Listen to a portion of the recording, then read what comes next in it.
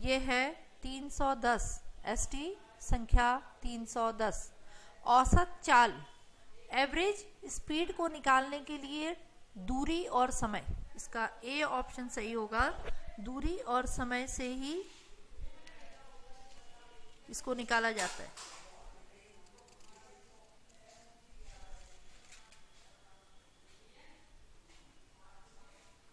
Distance and time, तो इसका A option आपका सही ऑप्शन है।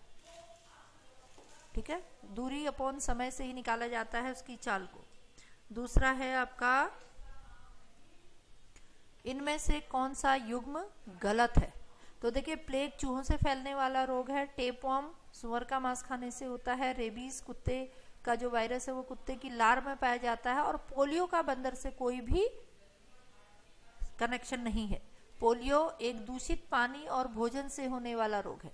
पोलियो का वायरस हमारे शरीर में एक दूषित पानी या भोजन के द्वारा जाता है। अगला क्वेश्चन है, निम्नलिखित में से किसने द्रव्यमान और ऊर्जा के मध्य एक संकल्पना को विकसित किया था?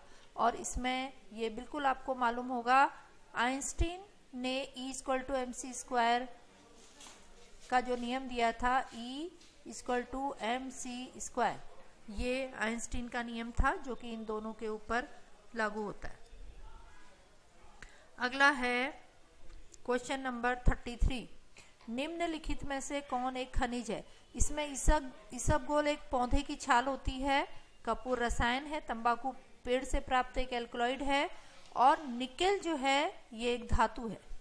निकेल एक खनिज है, एक धातु है।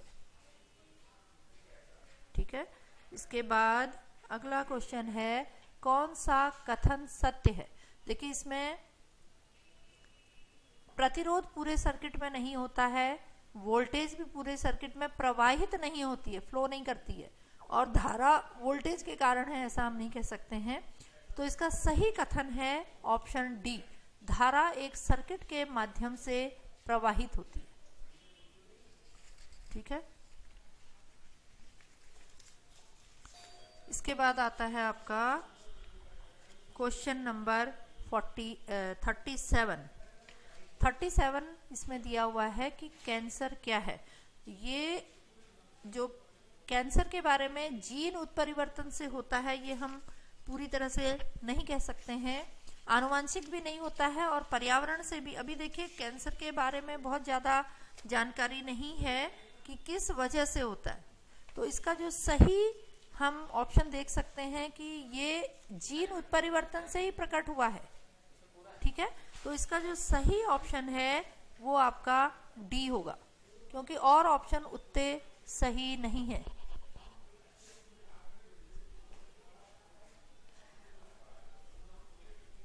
अगला है, उत्पादन की कोशिका में अत्यधिक मात्रा में राइबोसोम की उपस्थिति निम्नलिखित में से किस अणु की वजह से होती है? Large numbers of ribosomes are present in cells that specialize in producing which of the following molecule? देखिए, राइबोसोम को प्रोटीन फैक्ट्रीज कहा जाता है सेल में, तो इसका सही आंसर प्रोटीन है। प्रोटीन हमारे शरीर में राइबोसोम्स बना रहे हैं।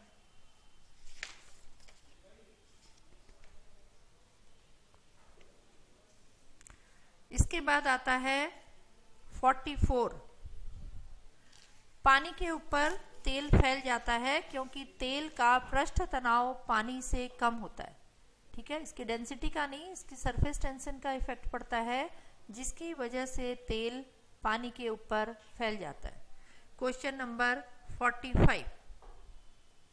क्वेश्चन नंबर 45 कहता है कि समसूत्री विश्लेषण में सबसे बड़ी अवस्था कौन सी है?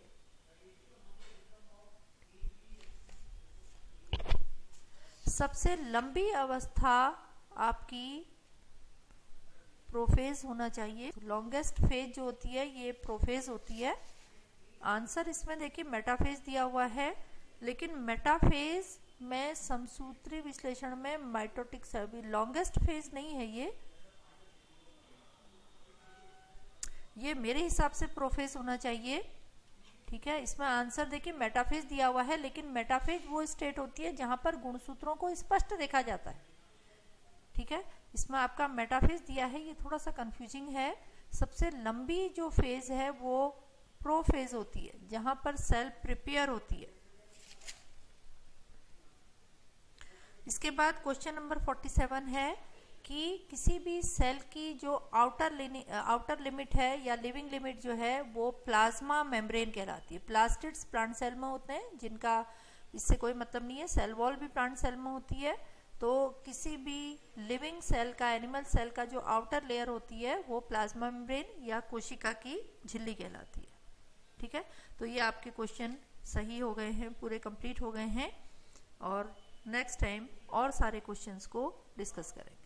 Who among the following Viceroy became the victim of one of the convicts of his visit to Andaman? Andaman जाने में कौन सा हो गया था? लॉर्ड मायो था। Lord Mayo. इसका आंसर हो जाएगा last part. The first foreigner to receive Bharat Ratna award is, second part होगा बी खान अब्दुल गफर खान। इसका आंसर होगा बी। सॉफ्टवेयर रिफर्स टू 31 का क्या होगा? प्रोग्राम्स, सी पार्ट इसका आंसर होगा। Which of the following rivers flow from south to north? South to north कौन सी रिवर फ्लो करती है? तो 32 का आंसर होगा सी। कौन सा? Son river, south to north. Okay, select the correct chronological orders of the following saints of Bhakti movement. ठीक है, 34 का होगा ए पार्ट होगा। आर पहले आएंगे, रामानुजन, रामानंद, कबीर और रविदास। आर के आर। ठीक है। How many members are nominated by president of India to the Rajya Sabha? कितने होंगे इसके आंसर? इसके आंसर होगा 35 का 12 होते हैं। इसमें 12 मेंबर्स नॉमिनेट करता है राज्यसभा में।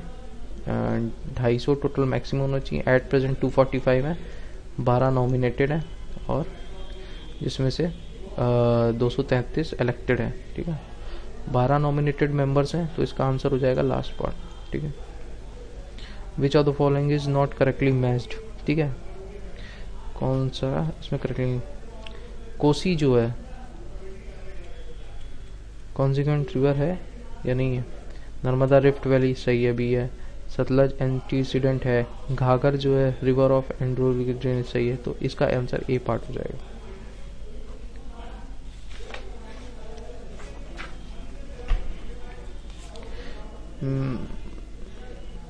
What is the maximum period permissible between the two session of parliaments? Maximum period जो होता है वो 39 का 90 डेज का होता है। 90 डेज है ना, तो इसका आंसर हो जाएगा लास्ट पार्ट 90 दिन। और मैक्सिमम कितना होता है? मैक्सिमम होता है 6 मंथ्स और जो मिनिमम है वो 90 होगा। ठीक है। CPI versus WPI acronym refers to 48 का क्या होगा? सी पार्ट, प्राइस इंडेक्सेस, मूल्य सूचकांक। Bye devaluation we mean